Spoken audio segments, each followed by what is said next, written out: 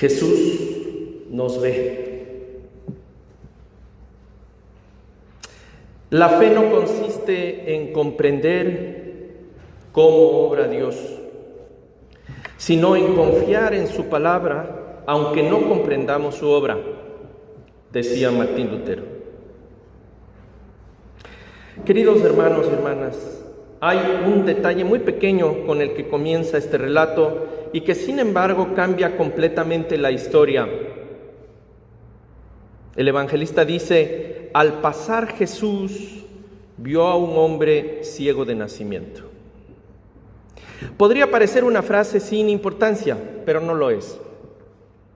Porque durante años, seguramente cientos o miles de personas habían pasado delante de aquel hombre y no lo habían visto. O quizás ya ni siquiera pasaban delante de él.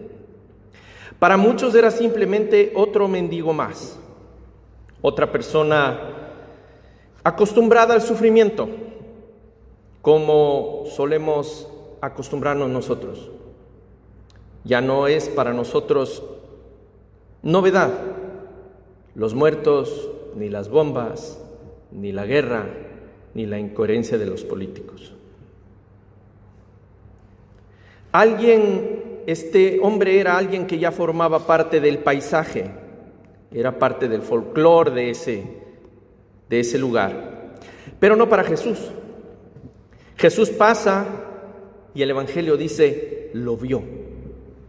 Y ahí comienza el milagro.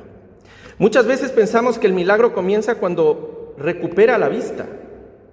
Yo creo que comienza mucho antes. Comienza cuando alguien deja de ser invisible para los demás.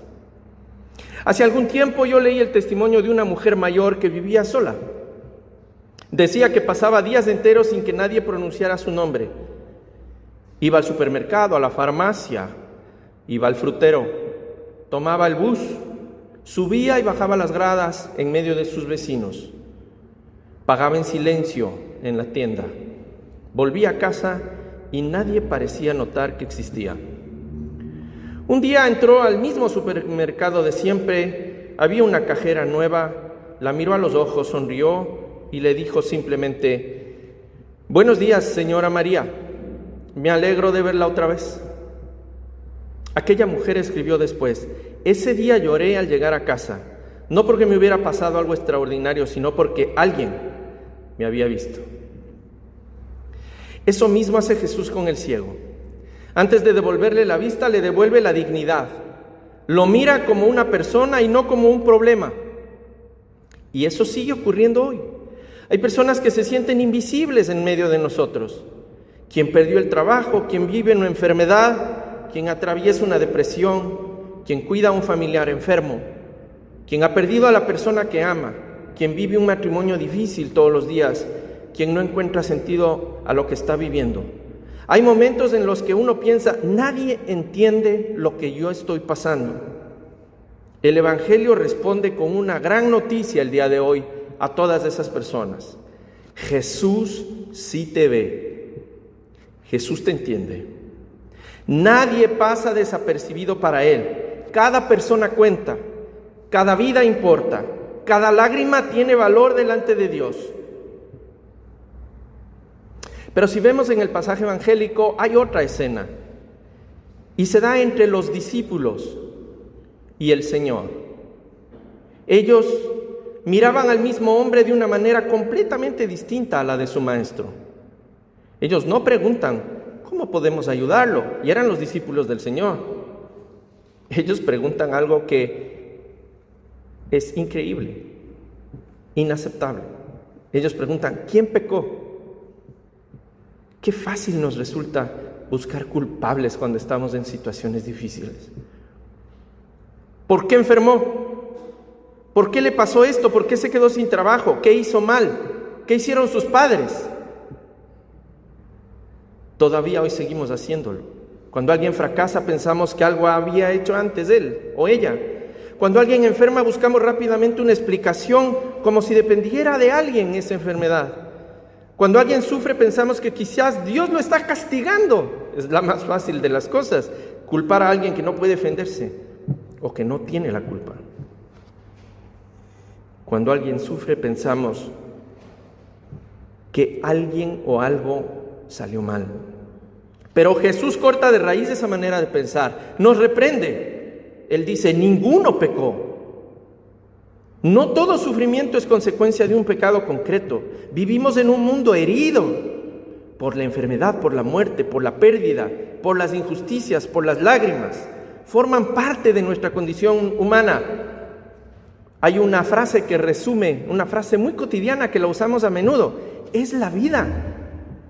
Eso no significa que Dios las quiera, mucho menos que disfrute de ellas. No tenemos un Dios sádico que se pone contento cuando nos pasa algo mal. Significa que vivimos en un mundo que aún espera la plenitud del reino de Dios para aquellos que creemos en Cristo y en la redención. Muchos de nosotros decimos somos creyentes, somos cristianos y vivimos como si el cielo no existiera. Entonces no somos. ¿En qué creemos? Se supone que esta es una vida de paso. Se supone que aquí tenemos que construir la antesala de ese cielo que queremos vivir. Pero muchos de nosotros vivimos construyendo el infierno que no queremos. Y precisamente allí, en medio de ese sufrimiento, Dios quiere manifestar su obra. No lo olvidemos, dice, el primer milagro no fue que el ciego viera a Jesús. El primer milagro fue que Jesús vio al ciego. Sigamos adelante. No les voy a cansar mucho hoy, una media hora más de prédica nomás. Sigamos y veamos algo sorprendente. Si nosotros hubiéramos escrito este relato, probablemente Jesús habría dicho simplemente, recobra la vista. Muy fácil. Y el hombre habría visto. Pero Jesús hace algo completamente inesperado. Escupe en la tierra, hace barro, lo pone sobre los ojos del ciego y después dice, ve a lavarte a la piscina del Siloé. Seamos sinceros, ¿quién habría imaginado una medicina semejante? Un poco asquerosa. Quizás nosotros habríamos esperado un aceite perfumado, un remedio caro, una oración solemne, una imposición de manos, algo elegante. Pero Jesús utiliza tierra y saliva, lo más sencillo, lo más humilde, lo que incluso puede parecer absurdo. ¿Por qué? No lo sabemos completamente, pero yo quiero creer que el Evangelio nos enseña algo importante. Dios muchas veces actúa de maneras que nosotros no habríamos imaginado. Nosotros esperamos una puerta, Él abre una ventana. Nosotros pedimos que desaparezca el problema, Él nos da fuerzas para atravesarlo. Nosotros pedimos respuestas inmediatas, Él inicia un camino, un proceso. Y muchas veces ese camino no tiene lógica desde nuestro punto de vista. El hombre tampoco entiende demasiado. Sin embargo, obedece. Va, se lava y vuelve viendo. No porque el barro tuviera un poder mágico, sino porque allí se encontraban tres cosas importantes. Acuérdese de esto. Primero, la iniciativa de Jesús. Segundo, la obediencia del hombre. Y tercero, el poder creador de Dios. Es hermoso recordar que el barro también nos lleva al libro del Génesis, ¿se acuerdan? Dios creó al ser humano del polvo y de la tierra. Es un poema, es un símbolo, pero nos está diciendo la importancia del amor de Dios, de la disposición del ser humano, sea hombre o mujer, y el poder de los elementos de la naturaleza que a menudo despreciamos ahora en nuestra sociedad tan materialista y cibernética. Dios creó al ser humano del polvo y de la tierra. Y ahora Jesús vuelve a tomar tierra en sus manos. No está simplemente reparando unos ojos, está creando unos ojos nuevos.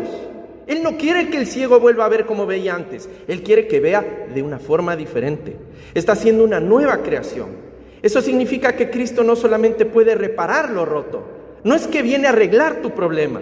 Él puede crear algo completamente nuevo allí donde parecía que ya no había esperanza. Y tú puedes ser un ser humano nuevo si confías en el poder de Dios y en el poder de tu autoestima como ser humano. Aquí el Evangelio llega hasta nosotros. Estamos ya en la mitad del año 2026. Lo he dicho antes de empezar el culto. Vamos a empezar el verano. Cada uno de nosotros llega hoy con una historia distinta.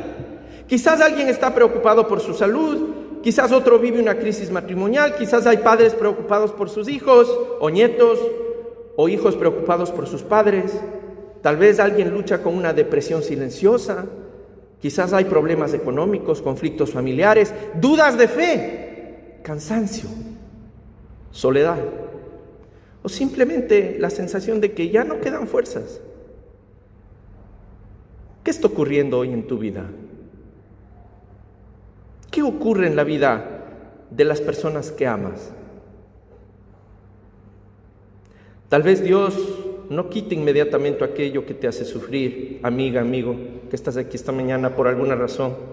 Pero este evangelio te invita a preguntarte, ¿qué me está pidiendo Dios ahora? ¿Qué me pide a mí? No al pastor. Es problema del pastor lo que me pide a mí. ¿Qué te pide a ti hoy, Dios? Porque quizás también a nosotros nos está invitando a hacer algo que parece extraño, algún lodo con alguna saliva, con alguna tierra, algo que nosotros decimos, pero ¿cómo me va a pedir eso Dios? A lo mejor te está pidiendo eso. A lo mejor te pide perdonar cuando todo invita a guardar rencor, a seguir rencoroso con esa persona. A lo mejor te pide ayuda con el orgullo que no puedes vencer. A lo mejor te dice que debes ir a hablar con esa persona que no has hablado durante años y que sigues diciendo mañana. Pues hoy llámale, coge el teléfono y llámale. A lo mejor tienes que reconciliarte con alguien que ofendiste ayer. A lo mejor tienes que esperar con más paciencia eso que estás esperando. A lo mejor tienes que dar un paso de fe en aquello que has criticado toda tu vida por alguna razón. Vuelve a orar. A lo mejor te dice que debes seguir caminando cuando ya no te queda fuerzas, pero hay algo que te promete hoy. Él no te va a abandonar. Él está ahí siempre. Él siempre está ahí porque te ve. El mensaje de hoy no es que Dios eliminará inmediatamente nuestros problemas, es que nos ve y que nos pide algo concreto. Y con esto voy terminando. Él sabe lo que verdaderamente necesitamos, hermanas y hermanos. Y porque nos ama, nos conducirá por el camino que nos acerque a la vida verdadera. Al salir hoy de la iglesia, sería bueno salir con la certeza de que ninguno de nosotros es invisible para Cristo. Él nos conoce, nos busca, camina con nosotros, y aunque el camino parezca extraño y difícil, podemos confiar en que las manos que un día hicieron barro y tierra, hoy reconstruyan nuestra vida. Quizás hoy todavía no ves la solución de tu problema, pero puedes estar seguro de algo. Antes de que tú pudieras verlo, a Él, Cristo ya te vio en el vientre de tu madre. En el nombre del Padre, y del Hijo, y del Espíritu Santo. Amén.